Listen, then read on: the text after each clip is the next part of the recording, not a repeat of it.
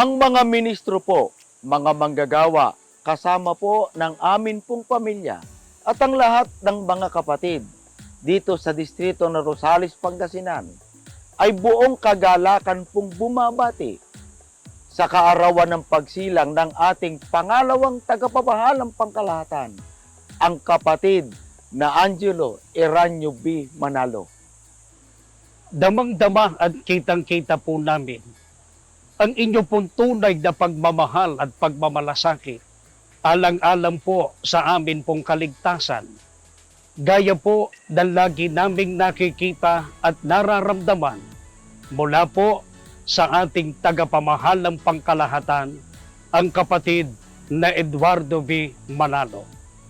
Dalangin po namin na patuloy po kayong ingatan ng Ama, kasama po ng inyong buong sambahayan. Pagkalooban pa po kayo ng iba nyo pang karunungan at kapangyarihan upang patuloy pong maging malakas na katuwang ng pamamahala para po sa kapakanan ng Iglesia.